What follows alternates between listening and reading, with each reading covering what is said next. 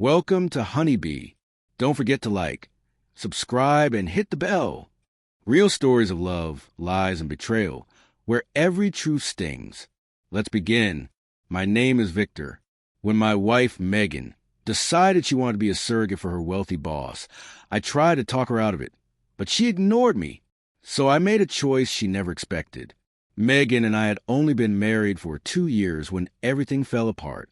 Looking back, those 2 years feel more like the prologue to the story I thought I was living, not the real thing. We first met while working in downtown Seattle. Our offices were in the same building. I was handling project management at a tech company, and she worked as an executive assistant to the CEO of a private equity firm.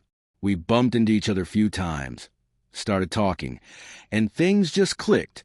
Since we weren't employed at the same company, there were no complications in pursuing a relationship. After dating for a year, I proposed. Our wedding was simple, elegant, and meaningful. Her family flew in from California. Mine came from Oregon. We honeymooned in Hawaii for a week, then came home to our rented apartment to start our new life together.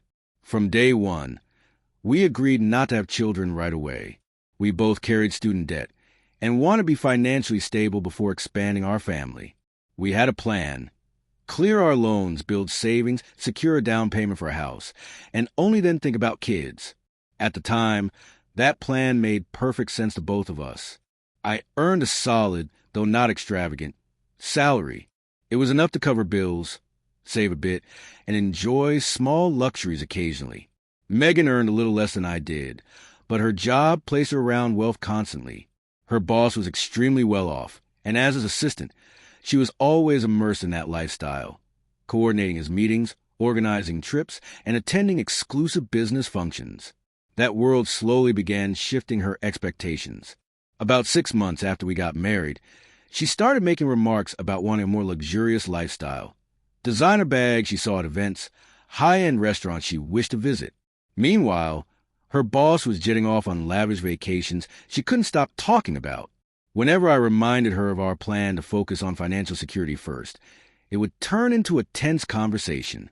She'd accuse me of holding her back from nice things, and I'd argue that we needed to be smart with money.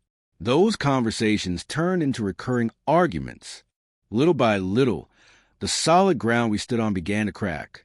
Then one evening, I walked in around 6:30 p.m., surprised to find her already home since she usually worked late. She was practically glowing with excitement, urging me to sit down because she had something big to tell me. At our small dining table, she explained that her boss and his wife had been trying to have a baby for years, but after multiple failed IVF attempts, their doctor recommended surrogacy with a younger woman. They had chosen Megan. She spoke like she just won a golden ticket. This was, in her eyes, an incredible opportunity. The payment was huge. She didn't name the amount, but the way she described it, I knew it was in the 6-figure range.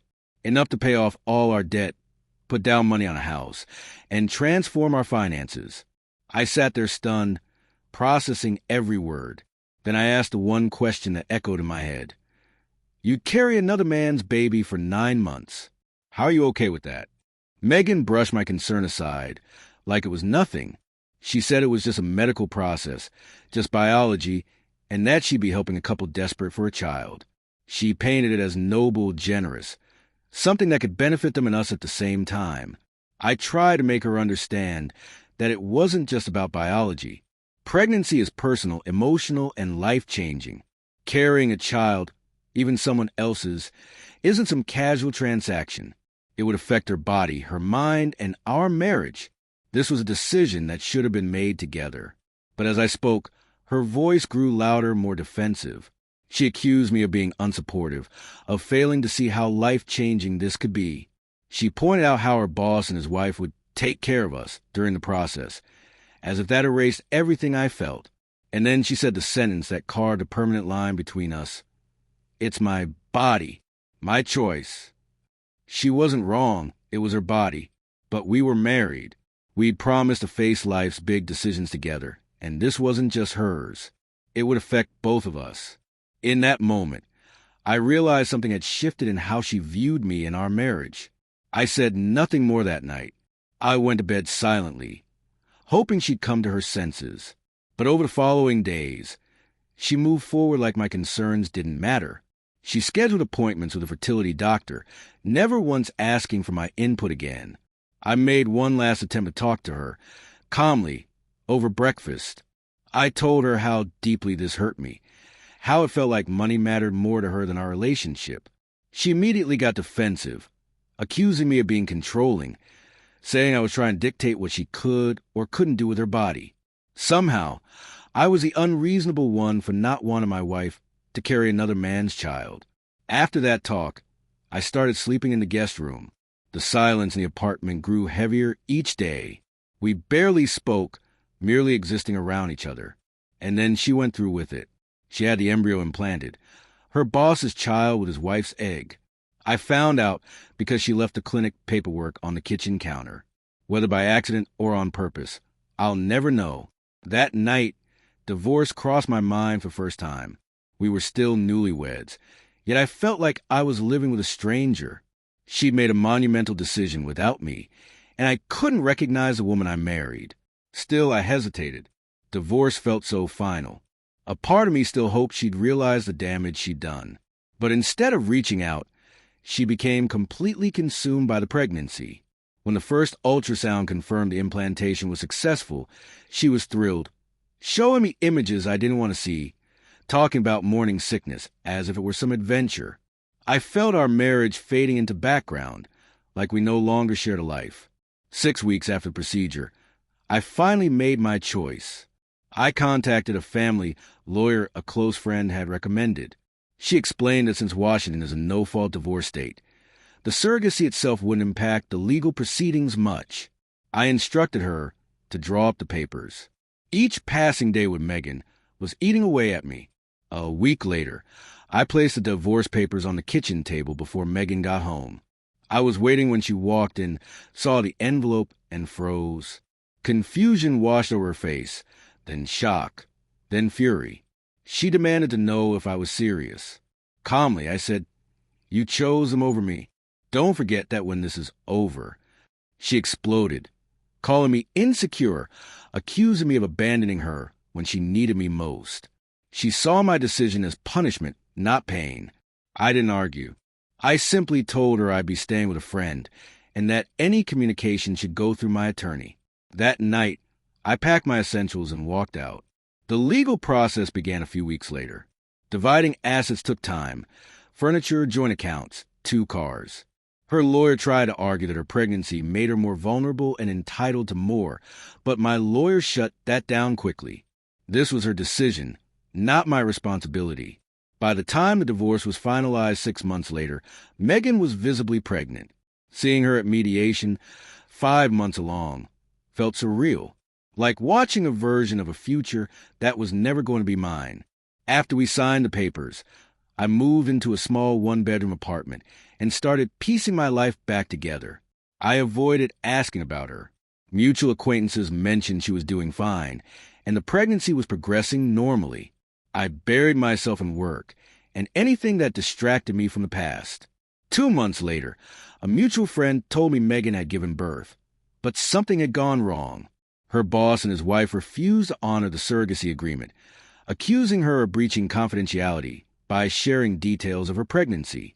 They not only refused to pay, but also refused to take the baby. Worse, Megan had apparently overlooked a crucial clause requiring spousal consent, mine. Without it, the contract might not even hold up legally. She was stuck with a newborn, no support, and no money. Then her mother called me. We hadn't spoken since the divorce, but she sounded desperate. She said Megan had given birth to a healthy baby boy, and now she was alone, terrified, and broke. She asked if I could talk to her, help her figure something out. I said no, gently but firmly. She cried, saying I had a history with Megan, that I should stand by her in hard times. But I reminded her I wasn't her husband anymore. Megan had made her choices without me. She would now face their consequences without me. Her family called afterward, one after another, trying to guilt me into stepping in. I gave them the same answer every time. Megan was an adult who ignored my warnings. I had moved on. Finally, Megan herself called. She was in tears. She told me how everything had fallen apart. The contract, the money, the promises. She said she regretted everything, that she should have listened to me. I listened quietly, and then I reminded her of her words. My body, my choice. She was right. It had been her choice. But marriage is supposed to be our choice. She made that decision alone. Now she had to face its outcome alone. I told her I wished her well, but I wasn't coming back, and I wasn't going to shoulder the fallout of something I tried to stop. Then I ended the call and blocked her and her family. Months passed. I occasionally heard through friends that she'd sued her boss to enforce the surrogacy agreement. The case turned messy. Questions about whether the contract was even valid, whether her social media posts were breaches, whether the lack of my consent nullified everything. I didn't follow the outcome. It wasn't my concern anymore. Sometimes I still think about her, about what became of the baby, whether she got any money, whether she learned from it. But those thoughts fade quickly. This experience taught me something painful but clear. Betrayal isn't always lies or infidelity. Sometimes it's when one partner decides, alone, that the rules of the relationship no longer apply. When they put money or personal ambition above the bond you thought you shared. Megan said, "It's my body, my choice." She was right, but I had a choice, too. My peace, my boundaries, my dignity. And I chose myself. People ask if I regret not helping her. I don't. I feel sadness for how it all ended, but no guilt. I gave her every chance to understand my side. She refused. You can't make someone respect your role in their life if they've already decided you're an obstacle. All you can do is choose between losing yourself or walking away. I walked away. And if I had to, I'd do it again. Sometimes self-respect means letting someone face the consequences they created, even if that someone is a person you once loved.